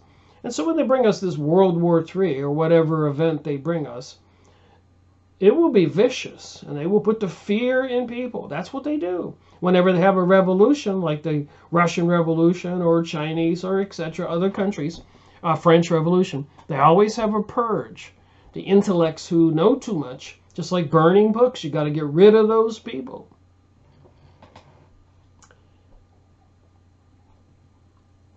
Twilight Zone may not be the right word for the world we're in right now. It might be... we're in a live horror show. Humanity itself is rapidly arriving at the point where its united will be the determining factor in world affairs. And this will be due to the unfoldment of the mind through the success of the evolutionary process. So it's just an evolution of propaganda. And if you do it long enough, like the last 100 years, like they've done, then I suspect that the world will change due to the unfolding of the mind through the masses of people. People don't believe the same thing today that they believed when I grew up. What did they do? They brought us World War I. They brought us a Great Depression. They took all the farmland from all the farmers and now bring us Monsanto genetically modified foods, chemicals in the vaccines and in the water, lots of drugs, lots of beer breweries in every neighborhood, and wine and liquor, legalizing marijuana everywhere right now. And the people, like walking zombies, are just going along. Apparently all of us. It is right here that many experiments will be made. So they're making experiments with this reality we're living in, and are being made today, and many mistakes must inevitably take place. It says it in this book, page 36. Many mistakes must inevitably take place. The major requirement, therefore, at this time is the rapid education of the people in the plan and in the nature of the forces which are the controlling evolution and their directing agencies. So is somebody incarnating these entities to take over planet Earth, these Antichrist entities? Have they infiltrated all of our society, and the only ones who don't know it are we ignorant people who are going about our daily life unaware of what is taking place? A lot of people are waking up. They even call it the Great Awakening. But then again, if you have the Great Awakening, you've got to turn on the control system and microchip everybody, facial recognition, monitoring what they buy, what they say. To strange, the forces of the universe must be watching me. My camera just seized up. My computer does that sometimes when I'm on a roll on some of these topics. You wonder what kind of control they have with all these new technologies. I have no doubt in my mind that they can get in my computer by the back door. They've designed it that way. Just think about who's producing the computers, who these people are, and the software. Bill Gates, etc. Microsoft. Apple. The Apple with a bite out of it. First computer sold for $666. Of course they build backdoors into our systems. Everything, even smart refrigerators and smart meters and smart cars, iPhones, iPads, everything. The whole system's about to come online. The fact that the hierarchy must be announced in no uncertain terms, thereby arousing public interest, public investigation, and public recognition. In the process of so doing, much will be learnt of the balancing group of initiates and the adepts who work entirely with the material side of life and in whom. For this major world cycle. So they're saying we're living in a world cycle, and they have different cycles. Things change. New types of breeds and types of humans will exist again. Apparently advanced and more powerful. Probably better able to control all of their slaves. The love aspect of the soul remains totally undeveloped. Whereas the mind nature is potentially exposing itself, potently expressing itself. Guess I'm getting tired. Just a couple more minutes and the 2 hours are up. I have earlier given innate certain of the higher and lower expressions of the rays. You will see how these two fields endeavor. That of the hierarchy, animated by love, and that of the opposite pole, the Black Lodge, working entirely through mind and substance, and are engaged, and their close relationship will merge. The Black Lodge. So maybe I should go take a peek at the Yahoo image site and see if I can find any pictures of the Black Lodge, now that they mention it. Well, this is almost too funny. The Merit in the Black Lodge, Deviant Art. Naked woman in the background, strange looking people. The Black Lodge. There's a picture of Saturn for Satan right there. I should say a lamp. The Black Lodge.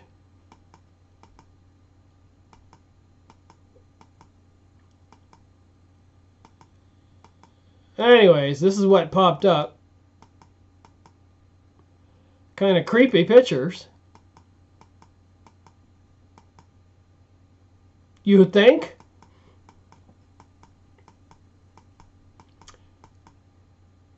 You think? You think? The owl, Moloch. It's kind of occultic here.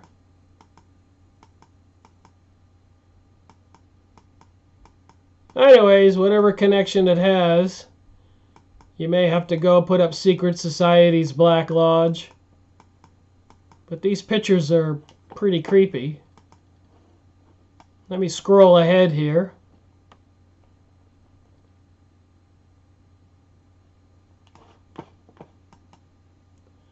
Got a UFO here, I want to believe, from the Black Lodge, worldpress.com.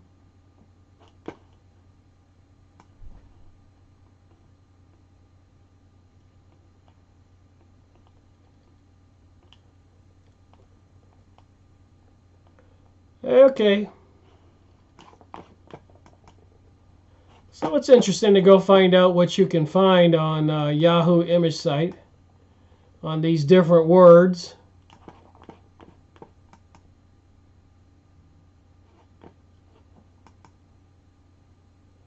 Well, there's some occult symbols on her.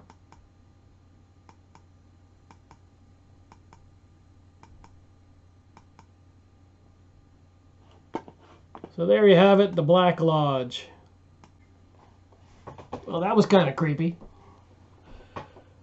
So that of the hierarchy animated by love, and that of the opposite pole, the Black Lodge, working entirely through mind and substance, are engaged, and their close relationship will emerge.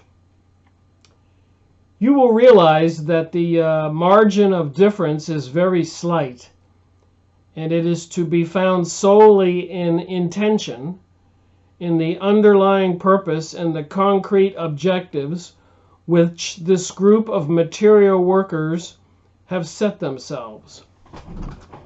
The major instrument of the Black Lodge is the organizing power of the mind, and not the coherent influence of love, as in the case of the Masters of Wisdom. Well, why don't I go look up the word Masters of Wisdom on the Yahoo image site. Yet in the natural process of form evolution, these workers on the darker side of life have their useful function. All right, let me take another peek at the Yahoo image site. Well, this is proving interesting. Masters of Wisdom. Masters of Wisdom of Central Asia. Wait a minute, aren't we talking about Shambhala? Teachings from the Sufi path of liberation.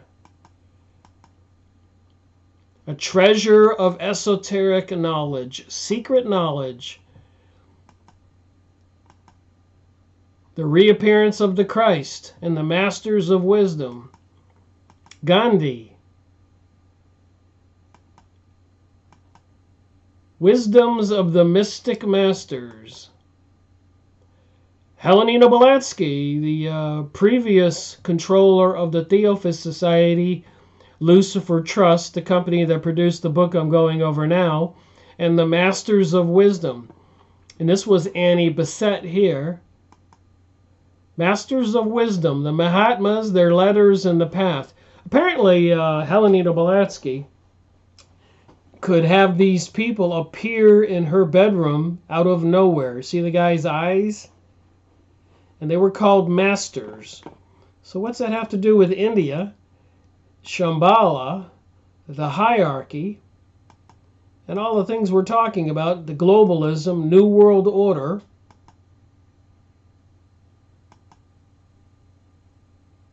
Cosmic Secrets of the Masters of Wisdom, a final solution to world problems. Oh my! Plus the magic of the pentagram revealed.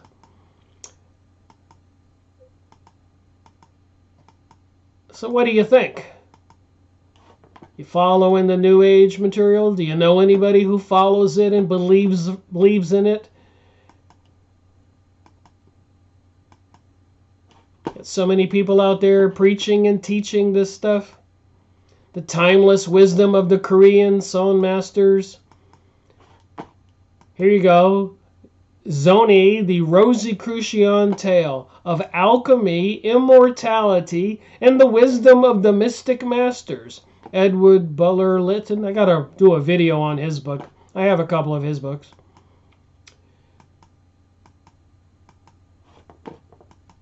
So what do you think? These people control the world?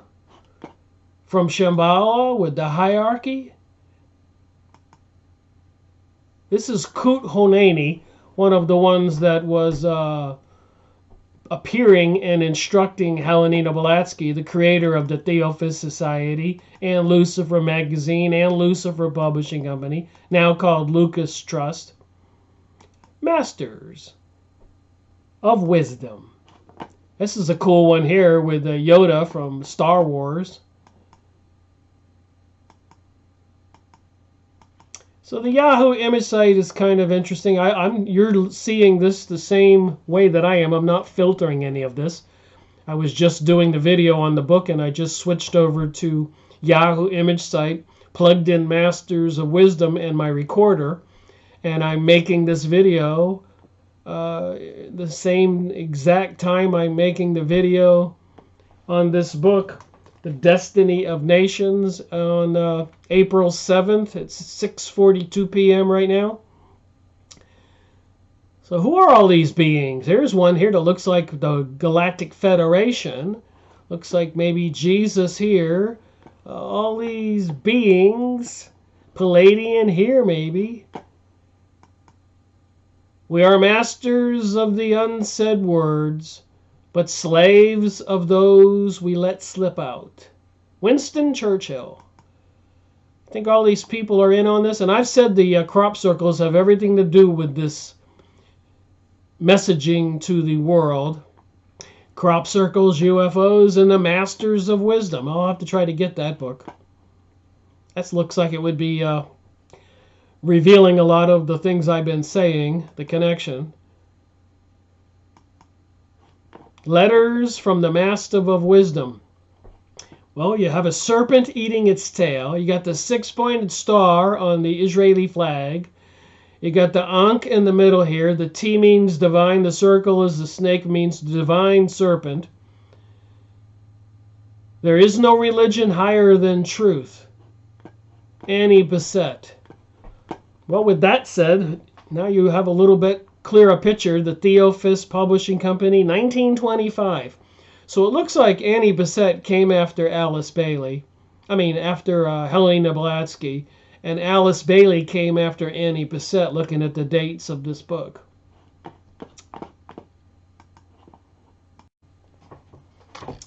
Wow, I hope you're finding this information as interesting as I do.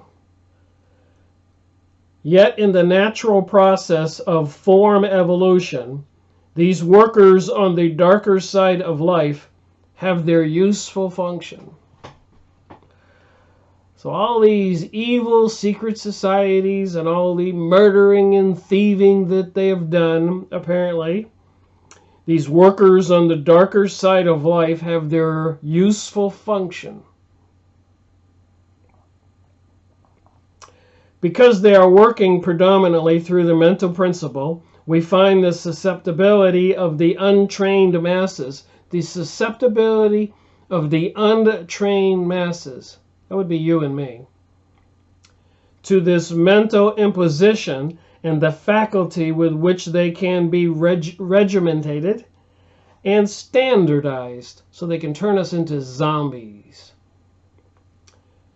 And with all the new technologies, transmitter systems, mind control, pretty soon maybe they will just be able to standardize and regimentate all of us. Zombies. Is this their idea of the age of Aquarius? Their golden kingdom, their empire, their global world order? So they talk about we people, the masses. They have no power to think with clarity for themselves, and their minds are consequently plastic and receptive to the powerful forces directed by the two contributing groups. Shambhala, masters, and the hierarchy are the powerful forces directed by these two contributing groups. The spiritual workers of the planet and the material workers. So all the lower people who are joining the New Age and preaching and teaching all this are the spiritual workers of the planet and the material workers. And they're programming and controlling the masses who have no power to think with clarity for themselves, and their minds are consequently plastic and receptive to the powerful forces directed by the two contributing groups. The spiritual workers of the planet and the material workers. Because of the bulk of human beings are still materially focused. The forces which work on the side of matter find a line of least resistance, which is not available to the masters of the Great White Lodge. The danger is, however, lessening decade by decade. Well, with that said, I'll agree with Alice Bailey that the danger is, however, lessening decade by decade, and the path of least resistance to mind control the people, with all of these spiritual workers and material workers and all this crazy stuff we've been seeing on TV and magazines and Instagram and all this other stuff, Facebook and YouTube. You are mind controlled. Believe this. Don't use your mind.